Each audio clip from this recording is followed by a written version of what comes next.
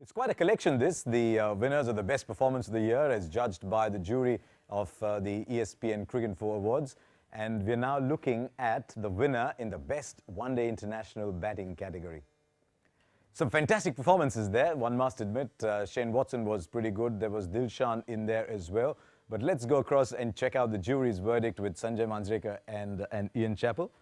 Tendulkar 175. What do you make of that? I'll go with it. The only thing that I had, not against the innings, but perhaps the greatness of the innings had come down marginally because it was one of the many one-dayers that you play at home. You know, if you have a 7-match series and a performance that comes in the middle of that series cannot be perhaps compared with the Graham Smith's 140 played at the world stage level. So maybe that was the only thing that went against the Tendulkar's innings, but he may have won purely because of the amount of runs and 175 in a chase, which was incredible. Against quality opposition. Yeah, and had the tail batted a little better, that would have been one of the best one-day innings ever.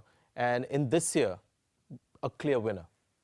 Not too far away from Dilshan's 160. I thought Smith's 141 was an innings of some pedigree as well.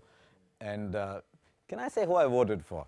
Actually, my vote went to Shane Watson, I must admit, for that century. But what did you make of the winning performance? Well, it was a dominant performance in, when the rest of the team basically struggled against that attack. And I think that's got to count for something. And I'm sure that's what swayed the voters or the judges. And probably the fact that Tendulkar turned the clock back. It was like the young Tendulkar again.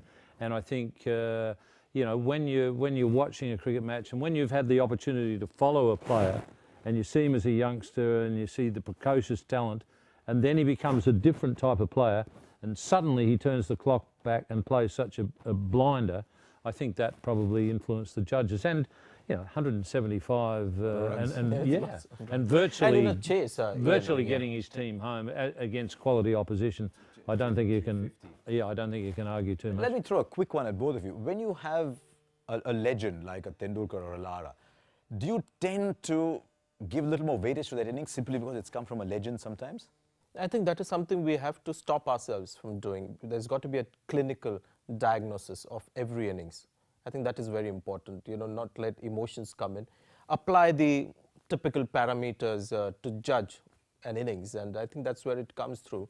And not so much because it was Tendulkar. Had it been a lesser known name, 175 in a chase, and out of a score of 350, that's a special innings. You think that happens sometimes, that you look at some players with different eyes and just say, well, it's obviously going to happen because their class is, their standard is a class above the next guy.